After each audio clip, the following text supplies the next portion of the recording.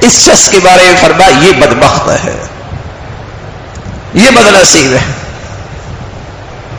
تو میرے عزیزوں، بڑی مقدس، بڑی مبارک، رحمتوں سے بھری ہوئی، ہر خیر کو لے کے آنے والی راتیں آ رہی ہیں۔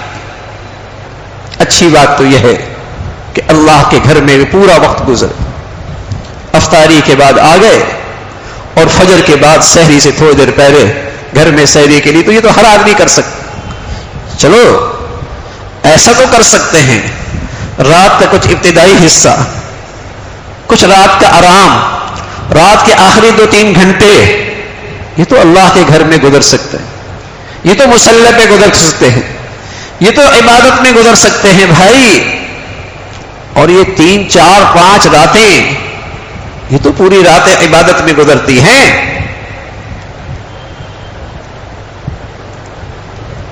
غفلت ہوتی ہے، غفلت ہوتی ہے، نفس عبادت کا عادی نہیں ہے، مزاج نہیں ہے، طبیعت نہیں ہے۔ ایسے بھی مسلمان ہیں بیچارے، راتیں جاگتے ہیں، لیکن صرف ان کے راتوں کا صرف جاگنا ہوتا ہے، کاؤ خانے میں ہوتے ہیں، سڑکوں پہ ہوتے ہیں، غفلتوں میں ہوتے ہیں،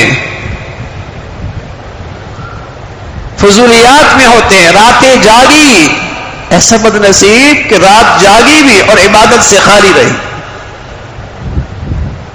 رسول اللہ صلی اللہ علیہ وسلم فرمانے کہ کچھ لوگوں کو راتوں میں سوائے جاگنے کے کچھ حاصل نہیں، تو بڑھیا رات ہے۔ ہم میں سے کوئی کیوں محروم ہو، ہمارے گھر کا کوئی فرد اس دولت سے کیوں محروم ہو، کیوں بدنصیبی، بدقسمتی اس کے لیے لکھی جائے؟ اہتمام ہو، 20 دن تک دنیا کے کاموں سے نہ دور رہ سکے، یہ چند دن ایسا ہو جائے کہ ان راتوں کو قیمتی بنا لیا جائے، ان کو ضائع نہ ہونے دے، اس میں خوب اہتمام ہو۔ تلاوت ہو رہی ہے، نوافل ہو رہے ہیں، دعائیں ہو رہی ہے، اللہ تعالیٰ کے سامنے گڑ گڑارا ہو رہا ہے، اکیلے بیٹھے ہیں، وذکر اللہ خالیا وفاضت عینا، باتیں کر رہا ہے اللہ کریم سے، آنکھوں سے آنسو بہ رہے ہیں۔ رسول اللہ صلی اللہ علیہ وسلم نے فرمایا یہ خلوت میں بیٹھ کے تنہائی میں آنکھوں سے آنسو بہانے والا، اللہ کیا اس کی اتنی قیمت لگتی ہے، کل بارگاہ خداوندی میں اسے عرش کا سایہ نصیب ہوگا۔ فَهُوَ فِي ظِلِّ اللَّهِ يَوْمَ لَا ظِلَّ إِلَّا ظِلُّهُ۔ میرے عزیزو، بڑھیا راتیں ہیں، قدر کیجئے، اہتمام ہو ان کا۔ گھروں کے اندر ہمارے گھر کے عورتیں، بچیاں عبادات میں مشغول ہوں۔ میرے اور آپ کے روحانی اماں حضرت عائشہ رضی اللہ تعالیٰ عنہا، جس کا اس امت پر بڑا احسان، اس امت پر بڑا احسان ہے، آپ علیہ الصلوۃ والسلام سے عرض کہ یا رسول اللہ کسی کو شب قدر مل جائے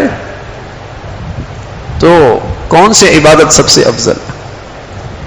کسی کو شب قدر مل جائے کون سی اس رات کی بڑھیا عبادت ہے؟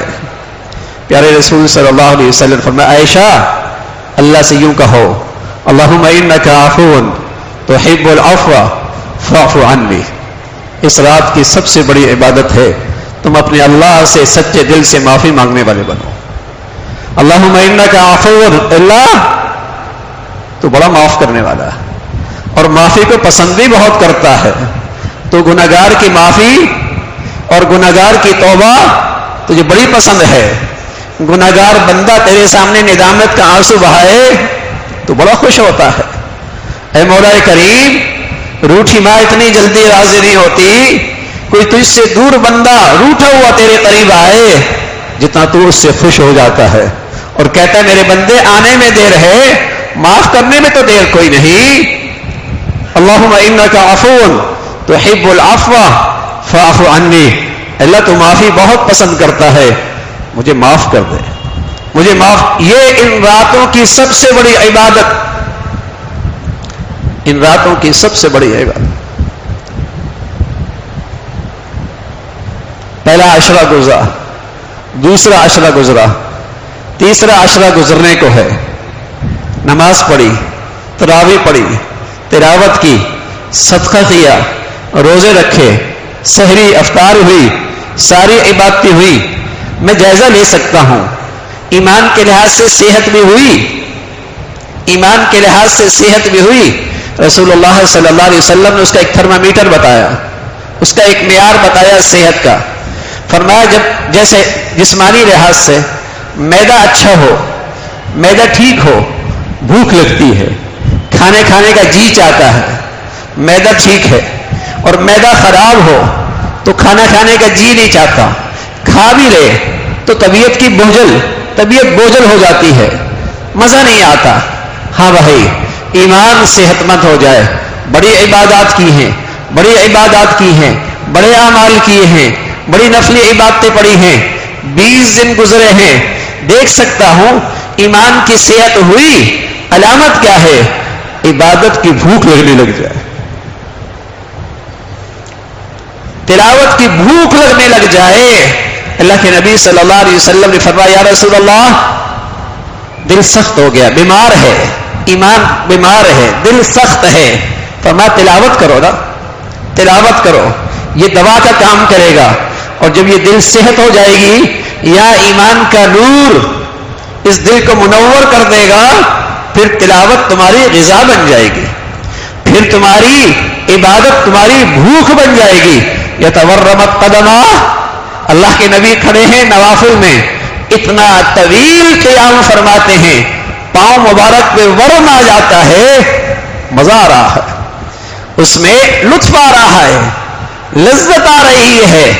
صحت مند ایمان، عبادت کا ذوق بڑھ جائے، نیکیوں کی بھوک لگ جائے تو میرے عزیزو، اللہ کے نبی اس بھوک کو کیسے مٹاتے تھے؟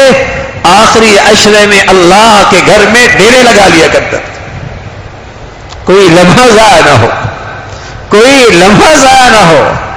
تو میرے عزیزو، 20 دن گزرے، میں جائزہ لے سکتا ہوں ایمان کے لحاظ سے کہاں کھڑا ہوں۔ بس اوقات آدمی اچھی غذا کھاتا ہے، قورمہ، بریانیاں، دودھ، ہر طاقت کی چیز، صحت نہیں مل رہی ہوتی، ٹیسٹ کرایا پتہ لگا اللہ حفاظت فرمائے خونی کینسر ہے، انہیں خونی کینسر کے ساتھ یہ طاقت کی دوائیں صحت نہیں دے رہی، وزن نہیں بڑھ رہا، کینسر کا علاج ہوا، اب چٹنی کے ساتھ روٹی کھا رہا ہے تب بھی وزن بڑھ رہا ہے، صرف روٹی کھا رہا ہے تب بھی صحت بحال ہو رہی ہے۔